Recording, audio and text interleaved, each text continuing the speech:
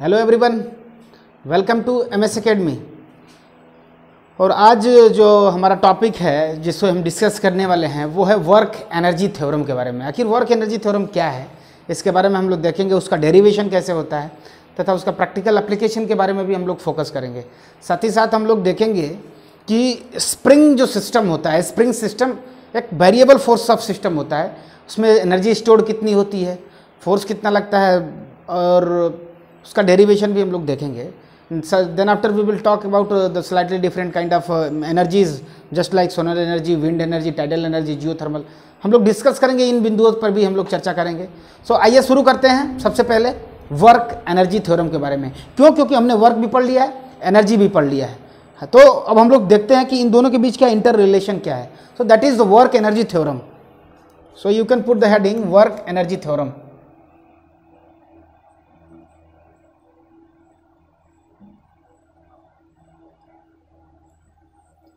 So basically work energy theorem relates the kinetic energy with the work done। किसी भी system पे कितना work done हुआ, ये बात यदि हमें पता लगानी हो तो we can find out this point from the change in the kinetic energy taken place in the object. कि कोई भी ऑब्जेक्ट हो, सपोज करिए कोई भी ऑब्जेक्ट हो जिसका मास m हो, ठीक है, और उसकी इनिशियल वेलोसिटी u हो, कोई एक्सटर्नल फोर्स F अप्लाई किया गया इस पे और ये डिस्प्लेसमेंट इसमें S लिए, मतलब S the body has displaced by S displacement, ठीक है, और ये पहुंच गई, सपोज करिए v वेलोसिटी पर गेन कर लिया इसने, वेलोसिटी v गेन कर लिया। तो अभी जब इसकी वेलोसिटी चेंज हुई, काइनेटिक एनर्जी का फॉर्मूला होता है 1/2 mv², half of the mv². v is the velocity. Initially velocity was u and finally the velocity is v. So definitely we are going to have some change, some difference in the kinetic energy. So kinetic energy में difference कितना हो जाएगा, half mv² minus, मैं del kinetic energy निकाल रहा हूं, suppose करिएगा del kinetic energy is equal to half mv² minus के half mu², isn't it? This is the change in the kinetic energy, ठीक है। अभी मैं इस जो थ्योरम है इसका डेरिवेशन में थर्ड लॉ ऑफ इक्वेशन से करते हैं। थर्ड लॉ ऑफ इक्वेशन क्या है, v² is equal to u² plus 2as। Hope आप मेरे वीडियोस को फॉलो कर रहे हैं। तो मैंने बताया था कि जो थर्ड लॉ ऑफ मोशन होता है, या इक्वेशन जो थर्ड लॉ ऑफ जो इक्वेशन है, काइनेटिक इक्वेशन का थर्ड लॉ क्या होता है, v² is equal to u² plus 2as, जहां v final velocity, u initial velocity, a acceleration है और s डिस्प्लेसमेंट है, ठीक है। Now multiply by m/2 both side, m/2 से मल्टीप्लाई करिए, सपोज करिए लिख लीजिए आप, multiply by m/2 in both side of the equation, ठीक है, in both side of equation, suppose करिए इक्वेशन 1 है।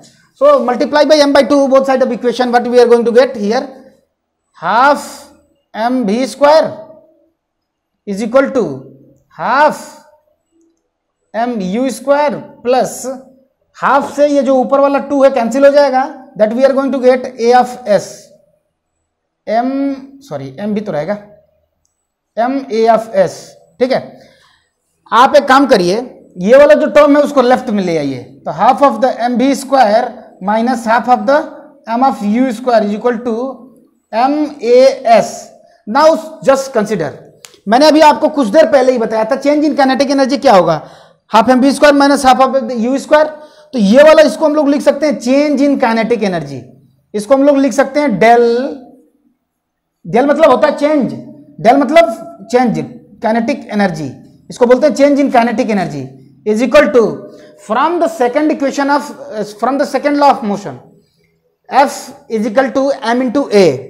m इंटू a को हम यहां पे F लिख सकते हैं, इसको हम F लिख सकते हैं, F into a, m into a को हम लोग F लिख सकते हैं इंटू s, डिस्टेंस है। मैं बता रखा हूं यहां s को हमने डिस्टेंस माना है, जब हमने वर्क डन पढ़ा था तो उसमें डिस्टेंस या डिस्प्लेसमेंट को हमने d डिनोट किया था, यानी s के जगह पे आप चाहें तो f डॉट डी भी लिख सकते हैं, no problem is there at all. s is replaced by d, D and S are both are same, both are displacement. तो एफ डॉट डी को हम लोग क्या बोलते हैं, scalar product of force with displacement gives you the work done. So change in kinetic energy is equal to del of W. ठीक है, यानी काइनेटिक एनर्जी, यही डेरिवेशन है, ये बड़ा ही इंपॉर्टेंट है। ये थ्योरम पूछता है आपसे, यूजुअली पूछता रहता है आपसे, वर्क एनर्जी थ्योरम क्या है। तो आपको डायरेक्टली कहना है कि किसी भी ऑब्जेक्ट के, किसी भी मूविंग ऑब्जेक्ट के जो काइनेटिक एनर्जी में चेंजेस आ रहा है, that is equal to the work done by that, work done on that particular object या सिस्टम। किसी भी सिस्टम में जो काइनेटिक एनर्जी में चेंज आ रहा है, the change in kinetic energy gives the idea about the work done on the body. ठीक है, तो ये रहा डेरिवेशन, ये काइनेटिक एनर्जी में चेंज है, half of M we square minus half of the U square, ये आपको देता है आपको डेल ऑफ काइनेटिक एनर्जी में चेंज। एम इंटू ए को from the second equation of, from the second law of motion, इसको आप लिख सकते हैं फोर्स, एस तो डिस्टेंस मतलब डिस्प्लेसमेंट है ही, एफ डॉट डी। तो ये रहा आपका वर्क एनर्जी थ्योरम। होप आप इससे कंफर्टेबल हैं। तो आप इसको बेसिकली याद रखिएगा, derivation third law of motion से होता है। ठीक है, third law of third kinetic के थर्ड इक्वेशन से होता है, V square equal to U square plus 2as। ठीक है, अब हम लोग थोड़ा सा डिस्कशन करते हैं स्प्रिंग सिस्टम का, energy and work done in A spring system. तो क्या आपको पता है स्प्रिंग सिस्टम क्या होता है? सपोज करिए अपना एक स्प्रिंग सिस्टम में स्प्रिंग लगा हुआ है। स्प्रिंग के पास क्या जो है, स्प्रिंग के पास दो प्रॉपर्टी होती है, एक तो उसको दबाया जा सकता है और दूसरा उसको खींचा भी जा सकता है। दबाने का जो प्रोसेस होता है कंप्रेशन बोलते हैं, और जब खींचने की जो प्रोसेस होती है उसको एक्सपेंशन बोलते हैं। सपोज करिए अपना एक सिस्टम है, ये अपना एक फिक्स सिस्टम रहा, इसमें हमने एक स्प्रिंग लगा रखा है और इससे एक ऑब्जेक्ट लगा हुआ है। ठीक है, सपोज करिए ये जीरो डिस्प्लेसमेंट पे है। ठीक है, अभी अपन लोग क्या कर सकते हैं, इसको थोड़ा सा खींच के बढ़ा लिया। जैसे ही अपना खींच के इसको हमने बढ़ाया, सपोज करिए ये एक्स डिस्प्लेस्ड हुआ, यानी जब हमने खींचा मतलब एक्सपेंड हुआ, एक्सपेंशन हुआ इसमें। या हम एक काम कर सकते हैं, इसको पुल किया था ये कंडीशन को, अब हम पुश भी कर सकते हैं। ये ए हो गया सपोज, ये बी हो गया, और ये सी वाली कंडीशन जो हम बता रहे हैं। ठीक है, ये भी सपोज करिए एक्स डिस्प्लेस्ड हुआ। ठीक है, जो ध्यान रखने की हमको बात ये है, इसमें दोनों वर्च्यू है, प्रॉपर्टी दोनों है, एक्सपेंशन भी हो सकता है मतलब फैलाव भी हो सकता है और कंप्रेशन भी हो सकता है। इस सिस्टम को देख रहे हैं, सपोज करिए ये एम मास का सिस्टम इसमें लगा हुआ है और स्प्रिंग का अपना एक कांस्टेंट होता है, जिसे स्प्रिंग कांस्टेंट होता है उसे के से डिनोट करते हैं। स्प्रिंग कांस्टेंट होता है उसे के से डिनोट करते हैं। ठीक है, सपोज करिए एम मास का जो सिस्टम है अपना, उसको पुल किया गया है। ठीक है, तो एक्स डिस्प्लेस्ड हुआ और इसे जब पुश किया गया है, धक्का दिया गया, दैट मीन्स उसे कंप्रेस किया गया है। ठीक है, तो ये एक्स डिस्प्ले, ये सपोज करिए आपका मीन पोजीशन है। ठीक है, अभी जो समझने की बात ये है कि जो अपना स्प्रिंग सिस्टम है वो एक वेरिएबल फोर्स सिस्टम है। सपोज करिए नॉर्मल पोजीशन में है, शुरू में दबाएंगे तो कम फोर्स से दबाना पड़ेगा, उसके बाद यदि और दबाना है तो अमाउंट ऑफ फोर्स हमें और ज्यादा लगाना पड़ेगा। मतलब जैसे जैसे हम दबाते जाएंगे फोर्स का मान भी वैसे वैसे बढ़ता जाएगा। या खींचते भी जाएं तो शुरू में खींच जाएगा आराम से, you can pull it easily, but once it is pulled for some extent, उसके बाद यदि if you are again pulling, amount of force applied will be greater. मतलब क्या है कि this is the best example of a variable force system. एक variable force system है, और यदि आपको याद है तो मैं बताया हूं वर्क डन बाय ए वेरिएबल फोर्स सिस्टम। हमारे पास मात्र और मात्र एक तरीका है, दैट इज इंटीग्रेशन मेथड। हम लोग इंटीग्रेशन मेथड से हम वर्क डन निकालते हैं। चलिए अभी हम लोग देखते हैं, अभी हमने इससे क्या कंक्लूड किया कि जो फोर्स अप्लाइड है वो प्रोपोर्शनल है किसके, that is proportional to the displacement. यानी जैसे जैसे डिस्प्लेसमेंट होता जाएगा, amount of force applied on the body on the object will get on increasing, वो बढ़ता जाएगा, यानी F इज प्रोपोर्शनल टू X। चलिए अगर हम बात करें फ्रिक्शनल फोर्स की, जो काइनेटिक फ्रिक्शन है, यदि ऑब्जेक्ट इधर को पुल हो रहा है, यदि ऑब्जेक्ट इधर को पुल हो रहा है, खींचा जा रहा है, तो जो फ्रिक्शन फोर्स है वो सपोज करिए यहाँ एफ इधर को डायरेक्शन में है और यहाँ फोर्स की डायरेक्शन इधर है, तो जो फ्रिक्शन फोर्स है डायरेक्टली अपोजिट होगा। फ्रिक्शन फोर्स यहाँ पे इधर को काम करेगा, ये एफ के रहा, और यहाँ पे जो फ्रिक्शन फोर्स है वो इधर काम करेगा, ये एफ के हो जाएगा। यानी कि applied force and kinetic force, applied force and kinetic friction both are opposite in nature. मतलब कि फ्रिक्शन इधर को लेकर इधर अप्लाइड होता दिख रहा है और डिस्प्लेसमेंट इधर हो रहा है, मतलब एक पॉजिटिव में तो दूसरा नेगेटिव में। तो यदि हम एफ के की बात करें कि काइनेटिक फ्रिक्शन ने ऑब्जेक्ट पे कितना काम किया, that means F of K is proportional to minus of X. ध्यान दीजिएगा, हर टर्म अपने आप में महत्वपूर्ण है समझना। माइनस क्यों आया? माइनस इसलिए आया, the minus sign shows that the displacement and the force both are at a 180 degree, मतलब कि अपोजिट डायरेक्शन में है। यानी F is proportional to minus of X. ये एफ ऑफ के मतलब फ्रिक्शनल फोर्स है, वो भी काइनेटिक वाला, क्योंकि मोशन में अपना ऑब्जेक्ट। तो यदि हम चाहें तो एफ ऑफ के, चाहे एफ डायरेक्टली हम चाहे तो लिख सकते हैं, जो एफ है is equal to minus of के एक्स। ये होता है आपका कितना फोर्स लगता है, तो माइनस ऑफ के एक्स।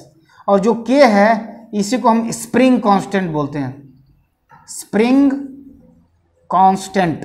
ठीक है, के क्या है अपना? स्प्रिंग कांस्टेंट है। ठीक है, के क्या है? स्प्रिंग कांस्टेंट है। यूजुअली आपसे पूछता रहता है कि के की यूनिट क्या है और के का डायमेंशन क्या है, तो आप आराम से निकाल सकते हैं। के का डायमेंशन तो आप इजीली फाइंड आउट कर सकते हैं, क्योंकि एक्स डिस्प्लेसमेंट है। इसका क्या होगा? फोर्स का क्या होता है? एम एल टी माइनस 2 होता है। ठीक है, और इसका क्या होता है अपना? एक्स का एल होता है, तो एल से एल अपना कैंसिल हो जाएगा, यानी एम टी माइनस 2। ठीक है, ये जो है डायमेंशन हो जाएगा के का, तो आप आराम से निकाल सकते हैं। वंस आई हैव गॉन, मैं पढ़ा भी चुका हूं, तो आप इन सब चीज़ों से कंफर्टेबल होंगे। तो आइए, अभी जो हमारा फोर्स सिस्टम निकल गया, F is equal to minus of के X, F is equal to minus of के एक्स। यानी जो अपना फोर्स है, काइनेटिक फोर्स है, वो जो हमारा अप्लाइड फोर्स है वो फ्रिक्शन पे डिपेंड करेगा। फोर्स अप्लाई करते जाएंगे, फ्रिक्शन बढ़ता जाएगा। यानी कि जो फोर्स है वो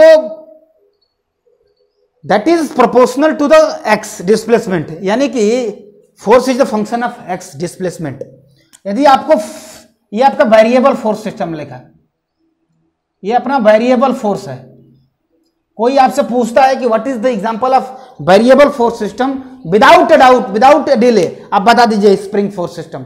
स्प्रिंग फोर्स सिस्टम जो भी है अपना एक वेरिएबल फोर्स वेरी करता रहता है, डिस्प्लेसमेंट पे डिपेंड करता है।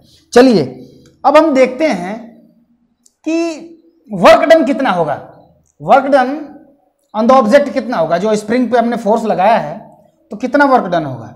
वर्क डन का आपने फॉर्मूला पढ़ रखा है, W is equal to integration of x1 to x2 initial to final F of x d s F dot d, ये होता ना।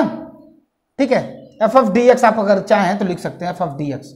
फोर्स की वैल्यू कितनी है? माइनस ऑफ के एक्स। इंटीग्रेशन आप कर लीजिए x1 से x1, lower limit upper limit, F is equal to minus of के एक्स इंटू डी एक्स। चलिए इसको इंटीग्रेट करिए, k is constant will come out. ठीक है, तो के अगर कांस्टेंट है, अगर बाहर आ जाएगा तो is equal to minus of k, integrate करिए जरा तो एक्स डी एक्स को, x integrated with respect to d x, तो क्या हो जाएगा? एक्स स्क्वायर बाई 2 हो जाएगा। इसको इंटीग्रेट करेंगे तो minus of x square by 2, ये डेल डब्ल्यू हुआ। ठीक है, सपोज करिए, एक मिनट यहाँ लिमिट भी रखनी है अभी अपने को। ठीक है, W is equal to minus of के एक्स स्क्वायर बाई 2, लिमिट रखिए x1 से x2 तक। सपोज करिए x1 0 है, x2 बराबर x ही है। ठीक है, तो जैसे ही रखेंगे आप तो आपको रिजल्ट मिल जाएगा, W इज इक्वल टू मिल जाएगा माइनस ऑफ के एक्स स्क्वायर माइनस 0 हो जाएगा। एक्स की जगह 0 रखने पे टोटल टर्म 0 हो जाएगा। That means W is equal to minus k x square by 2। तो ये रिजल्ट है जो आपको याद रखना है। तो वर्क डन कितना होता है? W is equal to minus k x square by 2। Force कितना अप्लाई हुआ था? माइनस ऑफ के एक्स।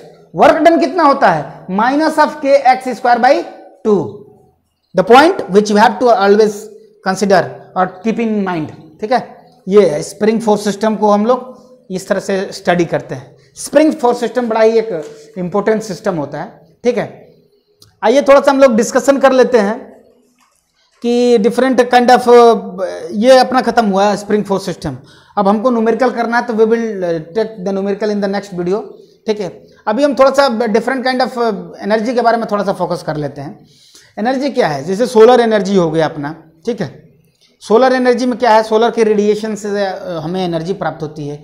ये यूजुअली हम लोग मतलब डे टाइम में ही प्राप्त कर पाते हैं, ठीक है। Solar panel, government is focusing on installing large and large solar power plants, जिससे कि हम लोग जो नॉन कन्वेंशनल सोर्स ऑफ जो रिसोर्सेस हैं, सोर्स ऑफ एनर्जी को हम लोग बढ़ावा दे रहे हैं। गवर्नमेंट भी फोकस कर रही है, क्योंकि ये बेहतर है ना अपने लिए। ऐसा इसलिए क्योंकि हमें कोई भी फ्यूल वगैरह इस्तेमाल नहीं करना पड़ रहा है, वन टाइम इन्वेस्टमेंट है। So we are focusing on non conventional energy resources. Energy, जो एनर्जी के सोर्स हैं दो प्रकार के होते हैं। एनर्जी का जो सोर्स होता है, actually we categorize it into two parts, एक कन्वेंशनल और एक होता है नॉन कन्वेंशनल। नोट कर लीजिएगा, इसका आपके लिए बहुत ही अच्छा है, ठीक है, नया भी है आपके लिए। अभी आप जब आगे पढ़ेंगे तो इसको मिलेगा आपको। कन्वेंशनल और non conventional actually energy sources.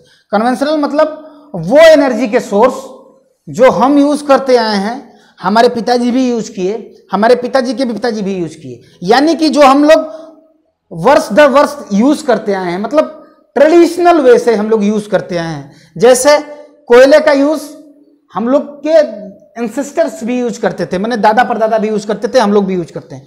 Conventional रूप से जो इस्तेमाल होता है that is conventional source of energy. Non conventional जो पहले नहीं इस्तेमाल होता था, लेकिन अब जो है due to the development and technology की वजह से हम लोग इस्तेमाल कर रहे हैं। सो कन्वेंशनल में क्या आ जाएगा, आपका कोल आ जाएगा। कन्वेंशनल में और क्या आ जाएगा, डीजल फ्यूल आ जाएगा। कन्वेंशनल में लकड़ी आ जाएगा, वुड वगैरह, चारकोल आ जाएगा, ठीक है। तो ये कन्वेंशनल सोर्स ऑफ एनर्जी, इसको जलाते हैं तो हमें एनर्जी मिलती है, तो वो बोलेंगे हम लोग कन्वेंशनल सोर्स ऑफ एनर्जी। दूसरा non conventional source of energy solar panel, solar energy. Solar energy, solar की जो रेडिएशन होती है वो एनर्जी के पैकेट के रूप में होती है, छोटे छोटे पैकेट के। उस एनर्जी के छोटे छोटे पैकेट्स को हम लोग फोटान बोलते हैं, उसको बोलते हैं फोटान। तो कोई पूछ दे कि जो सोलर एनर्जी होती है किस रूप में होती है, तो एनर्जी जो है बंडल के रूप में होती है, और वो उसे हम फोटॉन्स बोलते हैं, ठीक है। वो नॉन कन्वेंशनल हम लोग पहले इस्तेमाल नहीं कर पाते थे, हम लोग के दादा के टाइम पे जो है ये नहीं था एक्चुअली। ये धीरे धीरे जो है with the development, growth and development ये बढ़ता आ रहा है, ठीक है। इसके बाद यदि हम देखें तो एक और example, wind energy, tidal energy. पहले विंड एनर्जी क्या, विंड मिल्स शुरू बहुत पहले विंड एनर्जी नहीं थी, जिसमें इंडक्शन जनरेटर यूज होता है, ठीक है, जो कि इंडिपेंडेंट ऑफ फ्रीक्वेंसी है। जब आगे क्लास में आप पढ़ेंगे तो इसे पढ़ेंगे आप। तो ये चीज़ है, ये एग्जांपल हुआ आपका सोर्स ऑफ एनर्जी के रूप में। अब समझिए, एनर्जी का मतलब हीट भी एक एनर्जी का ही रूप है। Heat is also a form of energy. Heat energy हो गया तो उसको हम लोग लिखते हैं Q बराबर mc डेल्टा टी। m जहां पर मास है, c जो है स्पेसिफिक हीट है, और delta T change in the temperature है, ठीक है। तो ये आपका हीट है, जूल होता है इसकी भी यूनिट, हीट होता है हीट। उसके बाद जो दूसरी एनर्जी होती है आप केमिकल एनर्जी लिख सकते हैं। केमिकल रिएक्शन से जो एनर्जी निकलती है केमिकल एनर्जी बोलते हैं। वो भी दो प्रकार की होती है, एंडोथर्मिक, एक्सोथर्मिक। एंडोथर्मिक का मतलब वो केमिकल रिएक्शन जिसमें हम लोग एनर्जी हमें देना पड़ता है। एंडोथर्मिक मतलब जो एनर्जी एब्जॉर्ब करता है रिएक्शन। एंडोथर्मिक मतलब अंदर लेता है, एनर्जी चाहिए उसको। एक्सोथर्मिक रिएक्शंस वो रिएक्शंस होते हैं जो रिएक्शन होने के बाद हमें लॉट ऑफ एनर्जी हमें प्राप्त होती है, मतलब वो रिलीज करता है एनर्जी, दैट इज एक्सोथर्मिक। तो केमिकल एनर्जी भी एक प्रकार की एनर्जी हो गई, ठीक है। उसके बाद आप चर्चा कर सकते हैं इलेक्ट्रिकल एनर्जी के बारे में। तो जो इलेक्ट्रिक एनर्जी है वो तो आपके घरों में लगा हुआ है, जो भी सबके पास एनर्जी मीटर घर में जो लगा होता है, एक्चुअली वो एनर्जी मीटर होता है।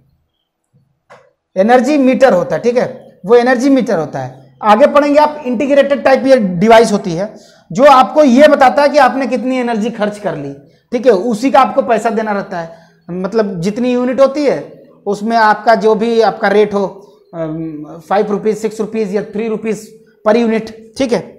अभी जब हम लोग पावर पढ़ेंगे तो वहाँ पे यूनिट के बारे में एक बार और पढ़ेंगे, ठीक है। तो ये अपना पूरा सिस्टम रहा। एनर्जी के बारे में सोलर एनर्जी हम लोग चर्चा कर ही चुके हैं, सोलर एनर्जी के बारे में, ठीक है। सोलर एनर्जी पढ़ लिए, केमिकल एनर्जी भी पढ़ लिए, ठीक है। तो ये डिफरेंट फॉर्म्स ऑफ एनर्जी है।